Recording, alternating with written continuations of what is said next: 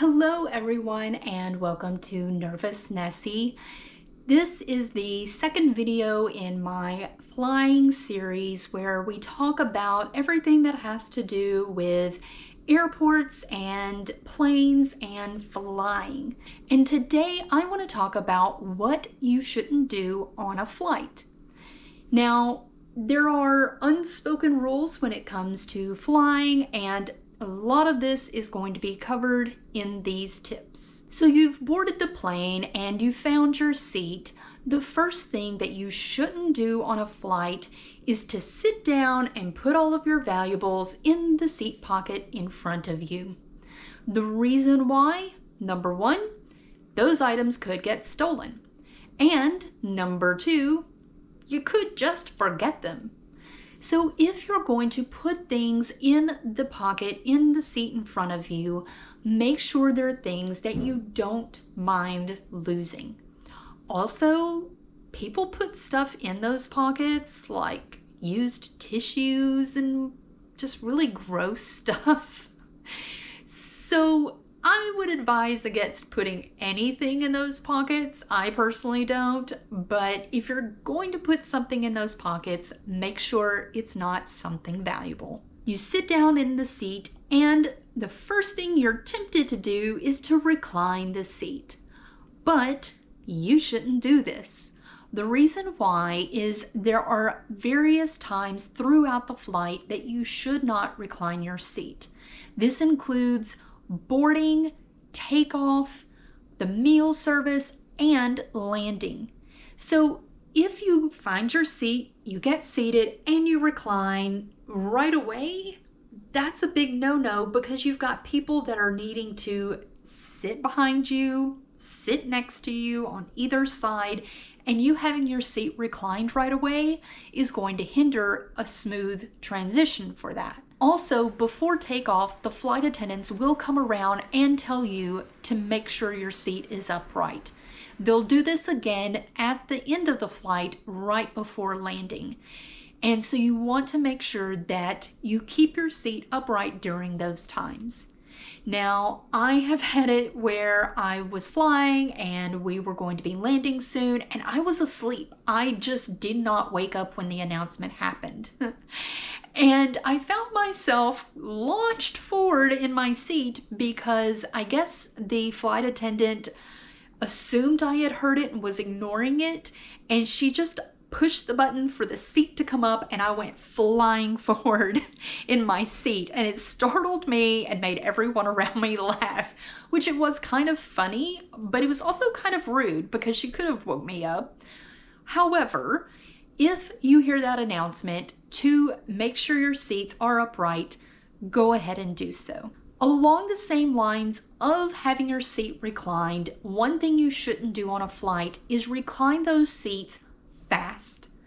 The reason why is keep in mind you're affecting the person behind you.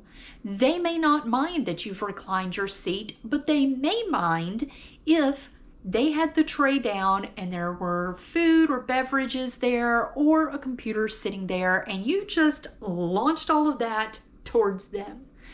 The last thing you want to do is to cause a spill behind you or break someone's computer. So whenever you go to recline your seat, make sure you do it slowly.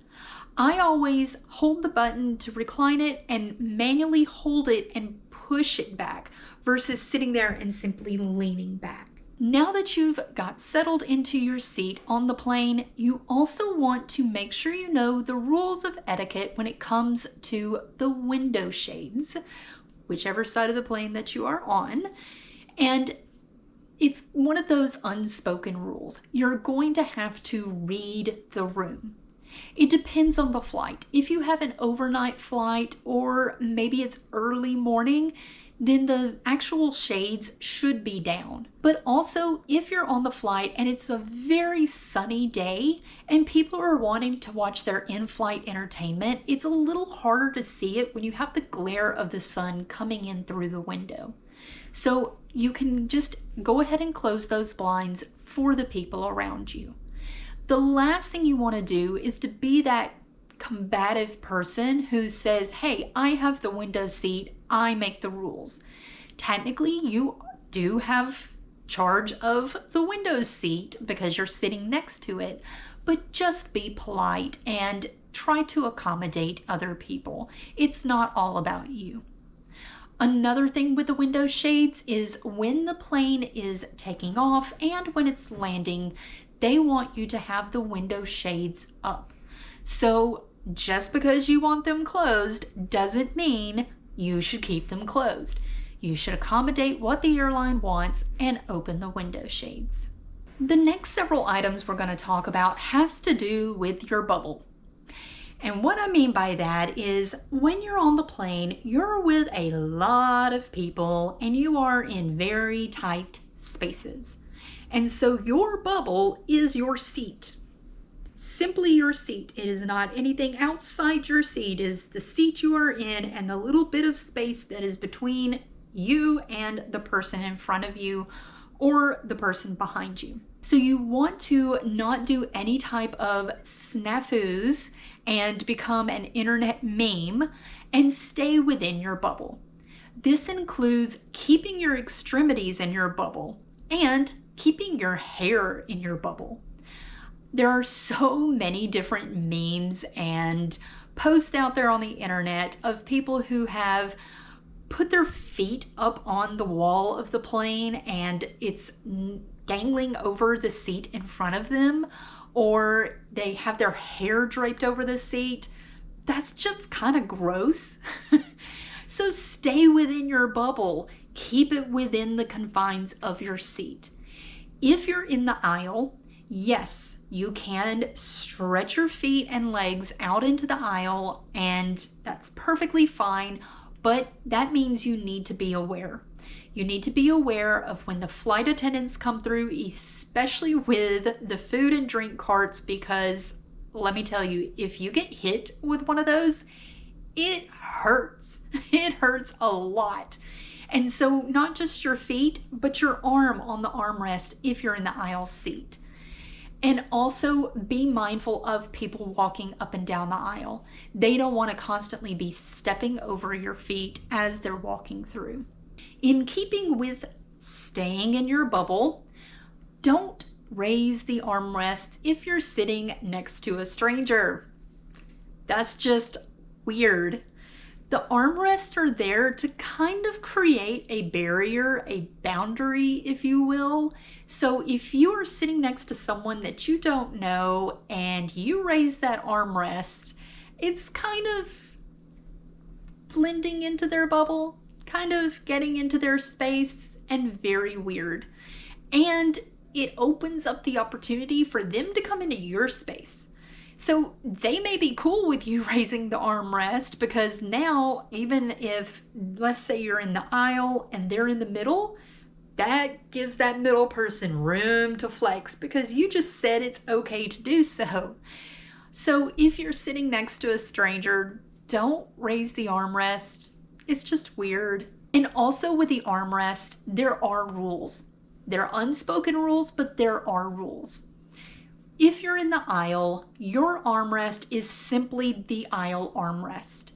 If you're in against the window, you technically don't have an armrest, but you do have the wall of the plane that you can lean against and sleep fairly easy compared to everyone else on the plane. The middle two armrests are for the middle person only. Some people like sitting in the middle seat. I personally don't. I really don't like being stuck between two strangers, but some people like the middle seat. And being in the middle seat means you're wedged between two total strangers, or it may be you have family members, but you're still wedged. And so because of that downside, one perk is the fact that you are allowed to have both armrests. So if you are in the aisle seat or the window seat, then don't take the middle armrests. Those are already taken. The next item has to do with going outside your bubble, not physically, but in other ways. And it's body snafus that you don't want to do on the plane. Because keep in mind, you're around all these other people for a fairly long time. Don't do these items. This includes things like belching or burping, passing gas, chewing loudly or smacking your food, airing out your clothes just because you're sweaty, whistling, humming. Don't do any of these things because it does affect everyone else around you. Now, of course, most people are polite and won't do those things, but some of those things you may not even realize that you're doing it. Things like the chewing loudly or smacking your food. You may not realize that you're doing it, but if in the past someone has ever told you that you do this, keep it in mind when you're on the plane and just be mindful of it whenever you do eat. Another thing that you shouldn't do on the flight is to drink your own alcohol. It's actually illegal to do this. You can bring on your own alcohol. Maybe you went to the duty-free store in the airport and bought some cheap alcohol to take back home with you or to take to your destination, but you're not allowed to drink that on the flight. Yes, it is tempting to do so, but if you do, just know that it is illegal and you will get in trouble for it. Now let's talk about electronic rules and flying. So whenever you are flying and it's in takeoff and landing, you should have your phone in airplane mode. Don't be that person who keeps on texting or keeps on calling whenever the flight attendants are telling you to put your devices into airplane mode. Also, when it comes to electronics on the flight, be aware of your electronics and sounds that it gives off. Make sure if you're going to do the in-flight entertainment or any other type of entertainment that you've brought with you, that you do it silently. This means having headphones. And also double check that your headphones are actually going to be silent. I have been on flights where someone did have their headphones on, but it was blaring so loud they might as well have not even had them on. Same thing goes for checking if your headphones are paired up to your device. Let's say you have Bluetooth headphones and you want them paired up to your device to where you can listen with the headphones on. Double check before you get on the flight that it is actually paired, because the last thing you want to do is start playing your entertainment on the flight and have your headphones on only to have it broadcast to everyone on the flight. So before you get on the plane, double check that it is paired. Maybe even give it a test run to see if it will actually be on the headphones or if it's coming through your device. The last thing that I want to talk about is seat belts. Whenever you get onto a flight, you want to make sure you follow the seatbelt signs throughout the flight. You will have to have your seatbelt on during takeoff and landing and at any time during the flight whenever the seatbelt sign comes on. It's a good idea to simply keep your seatbelt on at all times during the flight.